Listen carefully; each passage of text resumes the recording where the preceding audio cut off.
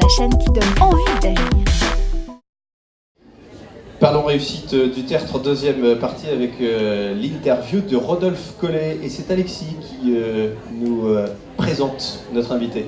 Voilà, tout à fait. Donc Rodolphe Collet, vous êtes comédien, auteur, animateur, ou plutôt vous dites que vous jouez, vous écrivez, vous animez. Mais on va tâcher de comprendre par la suite votre parcours avec ses hauts et ses bas. Mais d'abord, dans ce cadre de Parlons réussite du théâtre, que signifie pour vous la réussite? Comment peut-on définir que l'on a réussi, ou pas d'ailleurs, au bout de 20, 30, voire 40 ans de vie? La barre est à 7,12 m dès le départ. J'étais juste la personne à qui il ne faut pas poser ça. Ah bon, pourquoi? Parce que vous l'avez dit tout à l'heure, en fait, je suis en construction permanente, donc la réussite, elle est à venir pour moi. Maintenant, il y a forcément des moments de victoire et de réussite qui jalonnent le parcours.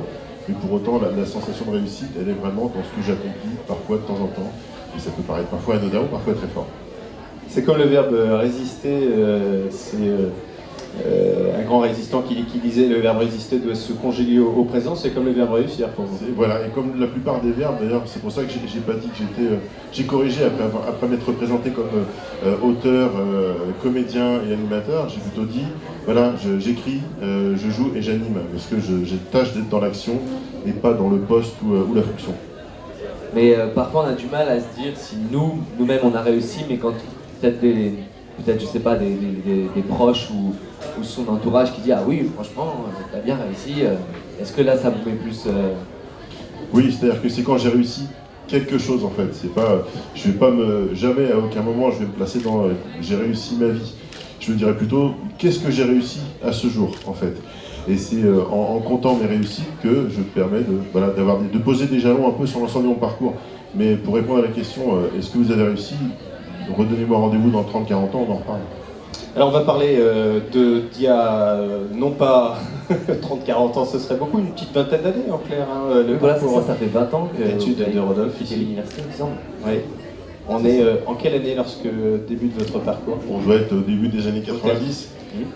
Début des années 90, je sors d'un bac A2, c'est-à-dire philo et langue.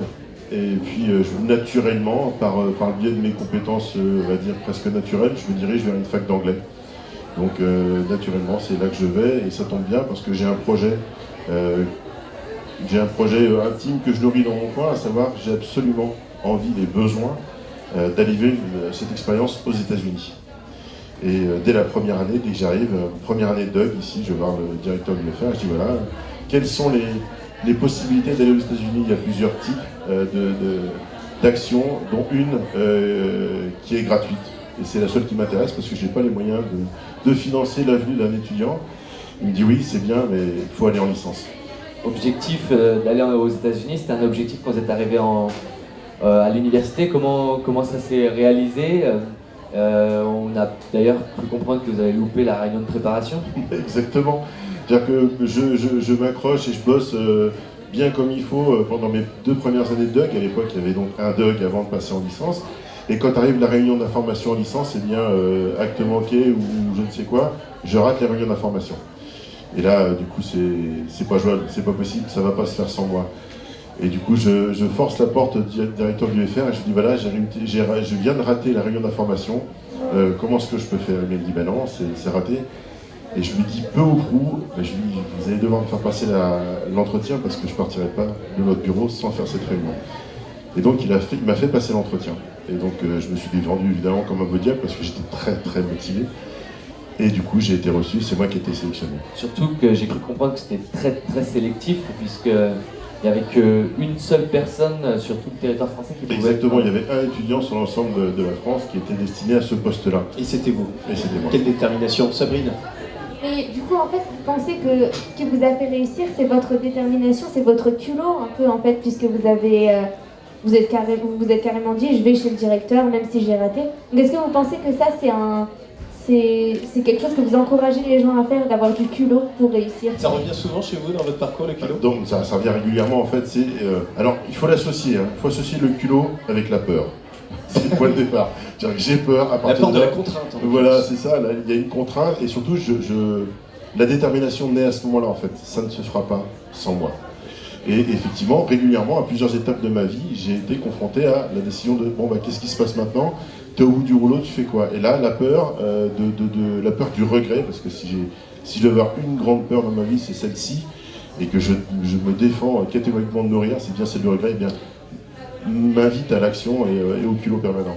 La peur qu'on vous contraigne, qu'on vous enlève une part de liberté. Exactement. Finalement. Et alors, en l'occurrence, la liberté, c'est ce qui va définir, on va revenir quelques années en arrière, au moment où vous arrivez ici sur ce campus de Terre, c'est ce qui va définir l'identité de ce campus pour vous. Là, c'est l'Eldorado. C'est exactement vous ça. arrivez ici. C'est-à-dire que avant, donc, logiquement, j'étais au lycée, je passe de poulet élevé en batterie à poulet en liberté élevé au grain.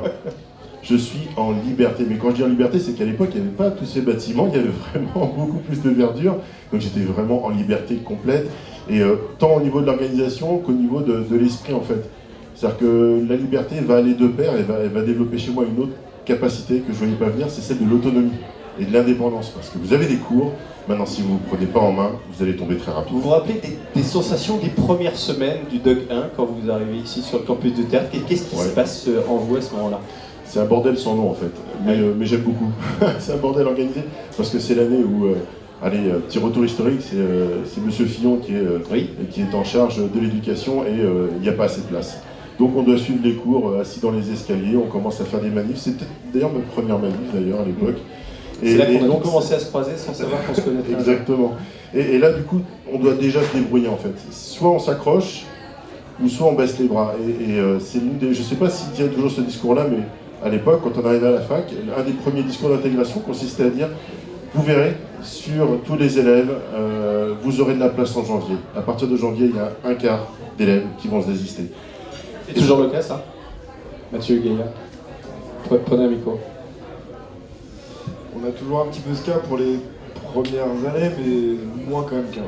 Un peu moins qu'avant. Reprenez le micro, Rodolphe, et donc du coup, il y a... Ça s'est vérifié. Ça Oui, ça s'est vérifié en l'occurrence. Donc là, je m'accroche parce que j'ai pas envie de lâcher l'affaire, en fait. Moi, ça m'intéresse. J'ai toujours mon projet dans 2 ans, comme dirait l'autre. J'ai mon projet, donc je ne lâche pas, donc j'accroche. L'autre, c'était Jacques Chirac au c'est ça. Oui, vous n'avez pas connu, vous, Jacques Chirac au Guignol, entre 93 et 95, forcément, voilà. Vous étiez trop jeune. Moi, j'ai des pommes. C'est mon boulot de dans 2 ans. Exactement. Voilà. Donc moi, j'avais mon projet de dans 2 ans. Il faut expliquer aux Mais oui, il faut contextualiser, c'est vrai. Et donc oui, c'est vraiment un esprit de liberté qui souffle en vous au moment où vous démarrez vos études. Alexis.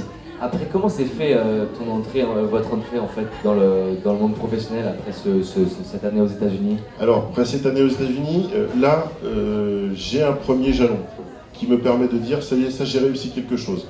C'était vraiment le projet et celui-là, il était abouti. C'est réussi alors? C'est une réussite. C'est une réussite. Et je me dis, bon, je vais pouvoir passer à autre chose. Donc, chercher du boulot accessoirement. Et vu que je ne veux pas être prof d'anglais, parce que j'estime que si c'est pas un sacerdoce, c'est même pas la peine de se lancer dans ce métier-là, parce que faut c'est une vocation. Eh bien, je commence par faire des petits boulots. Je passe accessoirement aussi par un service militaire, parce que je fais partie de la dernière génération qui a eu droit. Je fais un service militaire, j'arrive à me caser dans une école et donner du soutien scolaire, ça me va très bien. Enfin bon, mine de rien, je finis par rentrer dans la formation, alors je voulais pas. Ça va jalonner. Comme par hasard Non. Comme par hasard, vous entrez dans la formation, c'est pas tout à fait un hasard. Non, pas du tout, parce que ça va jalonner mon parcours. Ça vous a jalonné votre parcours, et votre parcours, on va en parler dans un tout petit instant. La suite du parcours de Rodolphe Collet dans Parlons Réussite des Terres. A tout de suite. Réussir, la chaîne qui donne envie d'agir.